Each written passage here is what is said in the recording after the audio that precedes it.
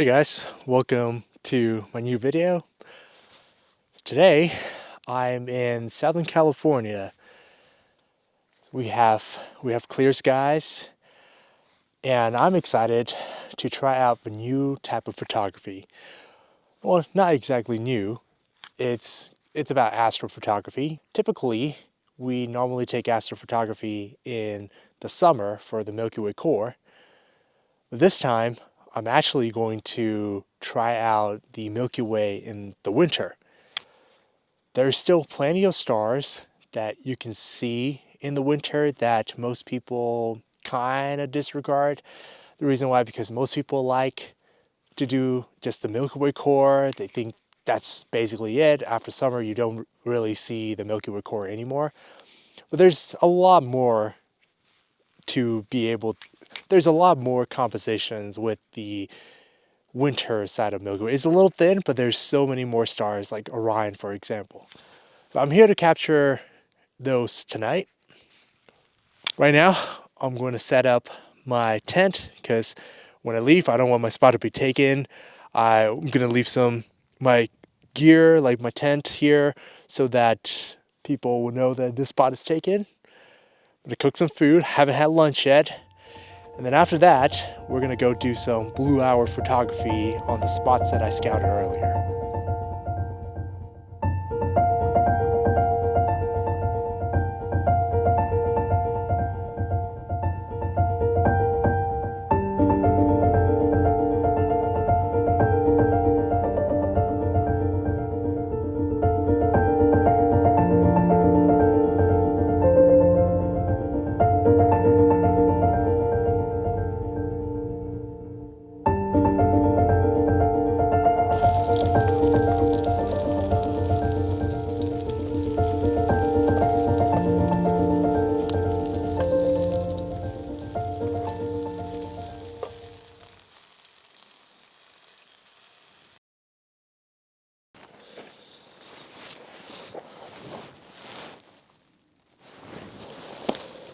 Okay, just had some food, feel much better. We only have, I think, an hour before blue hour starts, or maybe even less. I gotta hurry. But I want to explain what I'm gonna do tonight before it gets dark. It's gonna be hard to shoot the video in the dark. In order to shoot the Milky Way in the winter, you can kind of shoot just with your regular camera and you can get the stars. But recently, I got this Sony a7 III. Now, I already have a Sony a7 III in my possession, but this one is modified in the sensors. So what it does is it will take in hydrogen alphas available in the sky, so it will take more red colors. Basically, I'll get to see the nebulous if I can compose with a longer exposure or a longer shutter speed. That's what I understand so far. I'm still new at this. Tonight is going to be a test run. I got a couple more nights after this if it fails tonight, but knock on wood, it doesn't. And speaking of the longer exposure, for this camera, I can only go,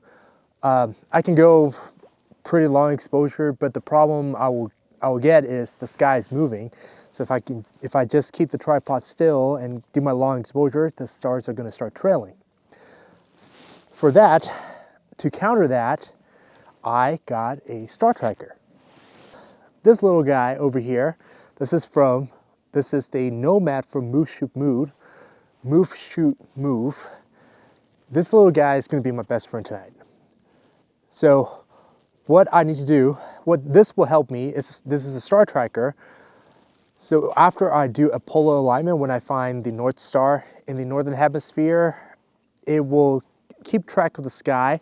It will follow the sky and the camera will go along with it while staying still. So I can do my longer exposures without any star trailing. And again, this is gonna be my first time using it tonight. It's gonna be a chaotic night when I'm trying to compose my compositions or panoramas. It's gonna be a heck. So I have my second tripod over here. It's got a special ball head that can point out where the North Star, the Polaris star is. And then I have several other ball heads. The thing about star tracking, one more thing is the thing about star tracking is because the sky is going to be moving, the foreground will be pretty blurry because the camera moves. So I'm going to have to do a composite. And I believe any type of star tracking, they're all mostly composite shot. For me, I'm going to do my best to have the star in a place where it actually aligns with the Milky Way and in the composition, not trying to align with somewhere else where if the panorama is lying in the west, I'm not going to try to compose it with something in the east. So I'll do my best to be real as possible. I've scouted some location. Let's go up right now. I'll see what the view looks like and hopefully I reach there on time.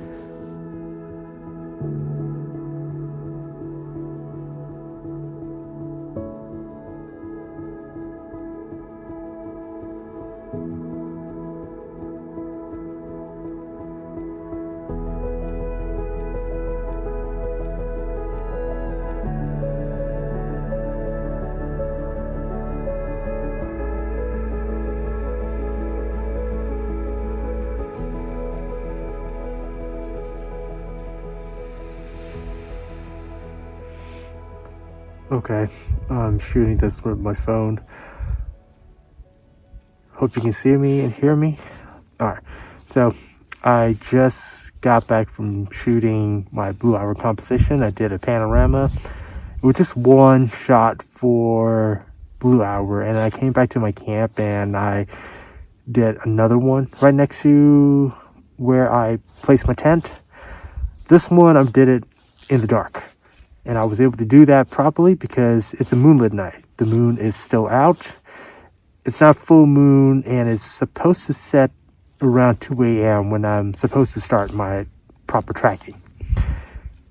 By the time I start doing my tracking, the moon is going to be right behind the mountain. That it's not going to affect too much.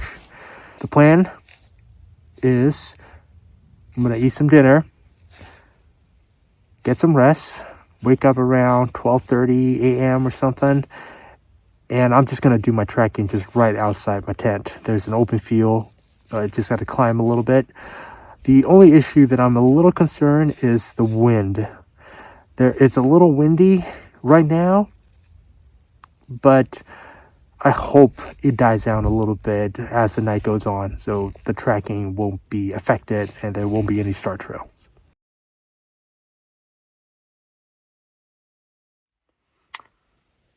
Okay, it's 2 a.m. I could barely sleep. It's really cold.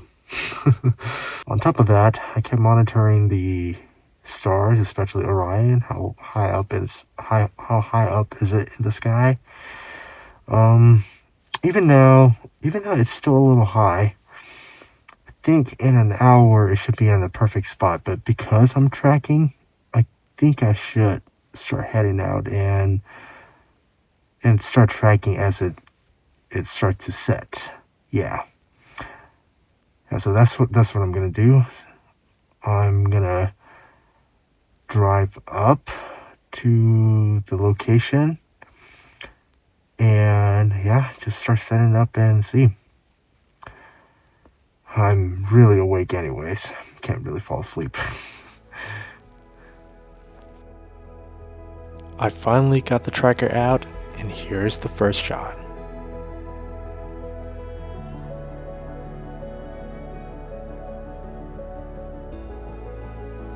The result was incredible.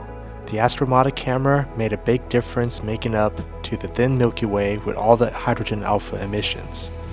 One element that struck me was the Orion constellation. I've always wanted to capture Orion in Barnard's Loop ever since I found out this is possible with the Astromotic camera.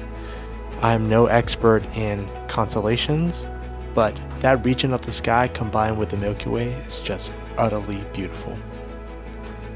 The sky consisted of 9 vertical images at 30 seconds, ISO 1250 and f2.2 using my Sony 20mm f1.8 prime lens. Might be wondering, why didn't I trek longer now that I have a tracker? Well, I should next time to capture more data. Even with 20mm at 32nd, I start to see the foreground blurred from the movement in the sky. When I saw the details, I thought it was enough. However, next time I will track maybe 90 seconds or even 180 seconds to deal with those noise and gather more information. Foreground was shot during blue hour with my 14mm f1.8 prime lens. Shooting at blue hour helped a ton with focusing since there was still enough light. I shot quite a few frames, about 8 panels. In a panorama, it is always good to have space on the edges. That wasn't too bad for my first start trekking. I kept shooting throughout the night and even visited the classic spot of this location. Now, I have shot this composition a few times, but wanted to keep the night theme going, so I composed with the stars. No tracker or astromotic camera was used here. I even thought of doing star trails, but I didn't have much time because sunrise is just about to happen. This image was 2 shots. One focus on the sky and one to the foreground. Quite tricky to focus that far in the dark, but I somehow managed. Before sunrise, I got to use the Milky Way again, and here is what I got.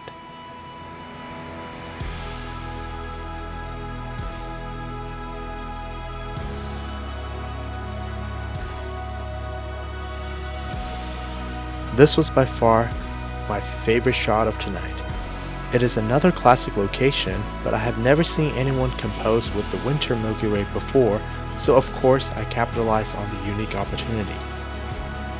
The lineup was perfect. This spot is not that great for the summer Milky Way arch as it is not facing east. The purpose of this composition was to complement the Mobius arch and the Milky Way arch together. But if you look into the Mobius arch, you can even see Mount Whitney, the tallest mountain in the lower 49th state, making a small cameo. I am extremely happy with the shots I got, especially after staying up all night. Really excited to track the sky again. I continue on to watch the sunrise light hit Mount Whitney and finally wrapped up my session.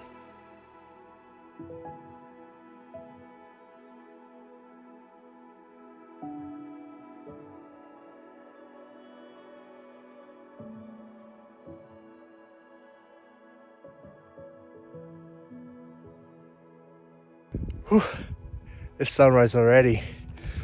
Time really flew by last night. I was shooting the entire night, got like maybe 1 or 2 hours of sleep, and I was figuring out a tracker. It was chaotic, but I think I got the hang of it. So right now, it's time for some breakfast. My lips are so numb. I'm still really cold, so time to get myself some hot water and head to my next destination. Yeah.